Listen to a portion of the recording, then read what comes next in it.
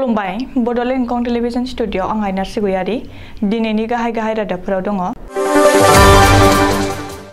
बनसुनि बुंथिगिरि रुंगुल बर'आ बिबान एंगारबाय। एम रन्जित बसुमतारिया दादगारि टुक्री बस्तियाव लोंग्रा दैनि बिथांखि बेखेवदों। बटद्रआ थाना सावनाय जाथायनि गाहाय दायनिगिरि आसिकुला जिउ गोमाबाय।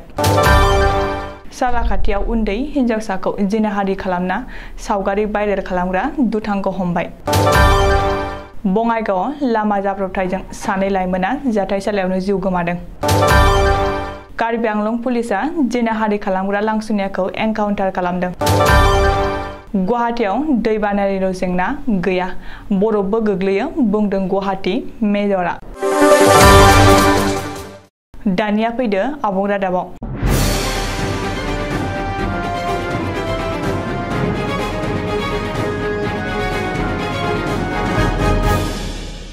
बड'फानि सिमां जाफुंहोनाय आरो आलादा बड'लेण्ड रायजोनि थाखाय सोमावसारफिननायनि थांखियै बर' माहारिनि गेजेराव गोदानै जोनोम मोननाय फरायसा आफाद बड' नेशनेल स्टुडेन्ट इउनियन सुंद'यै बनसुनि बुंथिगिरि रुंगुल बर'आ बिबान एंगारबाय।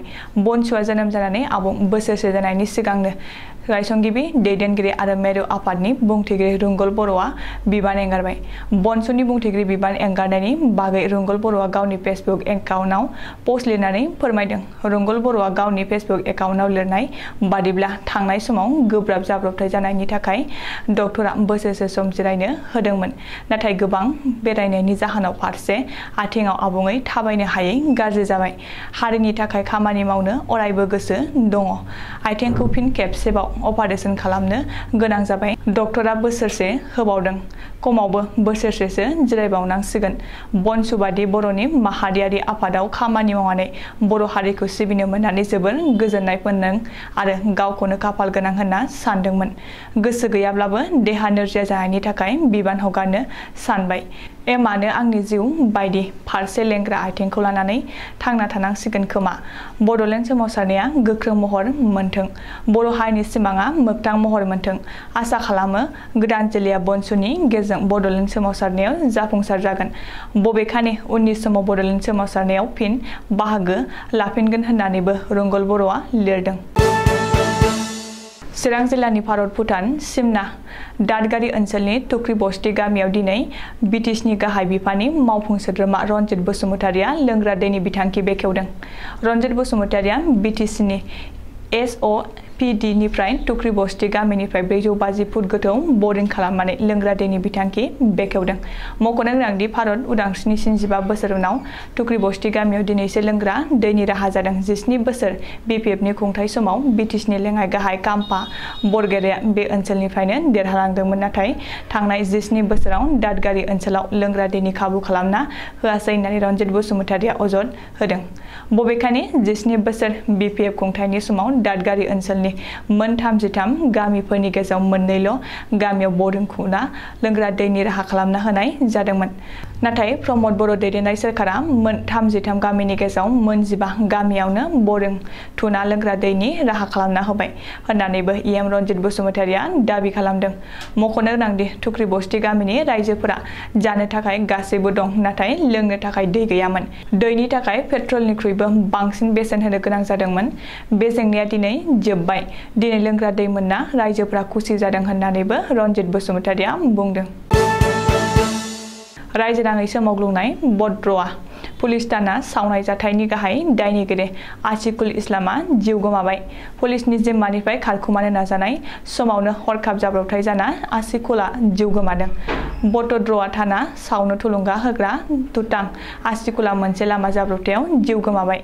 पुलिस गारिनिफ्राय बाज्रुमना खारनो नाजानाय समावनो गुबुन गंसे गारिजों सौग्रावना आसिकुलआ जिउ गोमादों।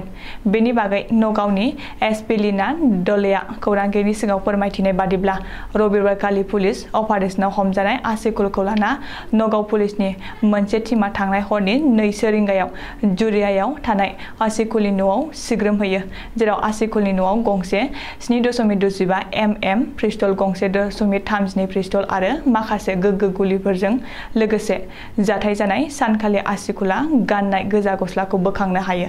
नाथाय गिदिंफिननाय समाव आसिकुला गारिनिफ्राय बारसोमना पुलिस जिम्मानिफ्राय खारलांनो नाजायो। नाथाय उन फैनाय गंसे पुलिस गारिजों सौग्रावना गोब्राब जखम जायो। गोब्राब हालोदाव आसिकुलखौ देहा फाहामसालियाव थिसननाय जादोंमोनब्लाबो डक्टरा थैबाय होननानै फोसावो।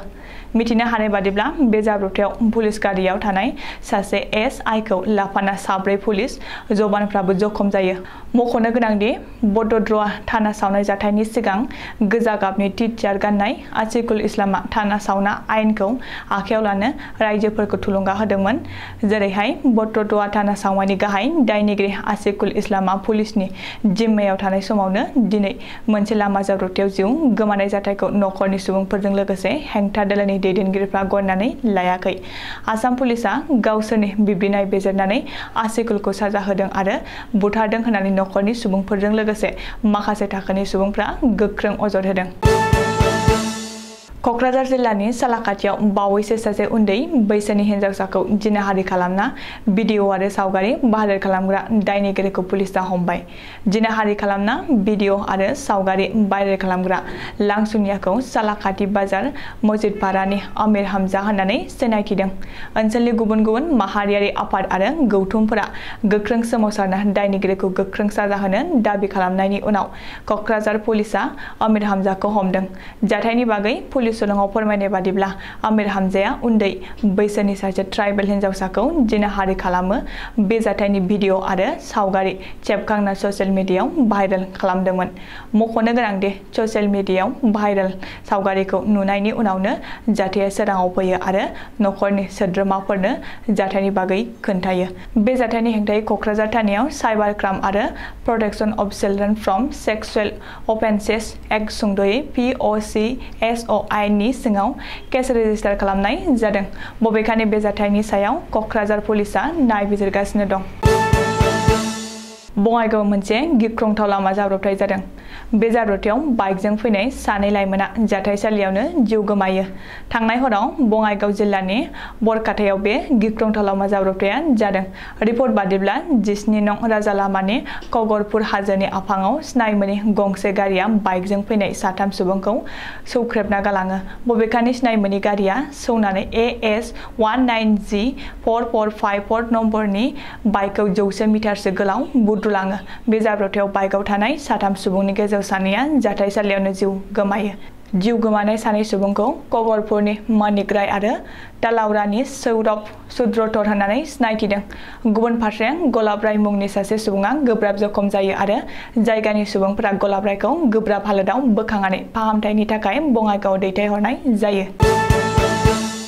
सोरखारनि गोख्रों राहा लासेयावबो आइजोफोरनि सायाव गाज्रि नोजोर होनानै आयेन बेरेखायै गोबां सुबुङा आइजोफोरखौ जिनाहारि खालामबाय थानाय जाथायफोरा आथिखालाव बांनायनिफ्राय बांबोगासिनो दङ। कार्बि आंलंआव इकबाल हुइसेल मुंनि सासे लांसुनियाया सासे उन्दै हिनजावसाखौ स्कुलनिफ्राय न'फारसे फैफिनबाय थानाय समावनो लामायाव जरजुलुमै हमख्रबना हिनजावसाखौ जिनाहारि खालामनाय जाथायनि दायनिगिरिखौ ओनसोलनि सुबुंफोरा हमनानै पुलिस बिफाननि आखायाव गथायना होदोंमोन। सुलुङाव मिथिनाय बादिब्ला दायनिगिरि इकबाल हुइसेनखौ पुलिसआ डिफुनि देहा फाहामसालियाव मेडिकेल टेस्ट खालामनो लांनानै थांनाय समावनो पुलिसनि आखाइनिफ्राय सिरि-सिरियै खारखोमालांदोंमोन दायनिगिरिया। नाथाय पुलिसनि गोख्रों सन्देरनायनि गेजेरजों कार्बि आंलंनि नाहर ओनसोलाव हमनो हायो। बे समावनो खारग'नो नाजानाय दायनिगिरिखौ आगदा आखायाव गुलि गावना होयो। दायो दायनिगिरि इकबाल हुइसेनखौ देहा फाहामथायनि थाखाय डिफुनि देहा फाहामसालियाव थिसनथाय होबाय होनना मिथिनाय जादों। बावैसो सिगाङाव गुवाहाटी नोगोरमानि मेजर बिबानखौ रुजुननाय बिजेपि दोलोनि मैखोम दैदेनगिरि मुगेन सरनियाया खौरांगिरिनि सिगाङाव गुवाहाटी नोगोरमानि जेंनाफोरखौ बुंथिनो थांनायाव जोबोर गियानाय गैयि बादि बाथ्रा बुंदों। गुवाहाटी नोगोरमायाव दै बानानिल' जेंना गैया, आथिखालाव गुवाहाटीयाव बरफबो गोग्लैयो होननानै बुंथिदों। नाथाय गमामायैनो माब्ला गुवाहाटीयाव बरफ गोग्लैफेरखो बेखौ गुवाहाटी नोगोरमानि थागिबि रायजो राजाफोरा रावबो नुफेराखै आरो खोनाफेराखै। गमामायैनो गुवाहाटी नोगोरमानि मेजर मुगेन सरनियानि बे बुंथियाव लाजिथाव आरो मिनिजाथाव होननानै गोबाङानो बुंदों। दिनैनि रादाबा एसेनोसै, गोजोन्थों।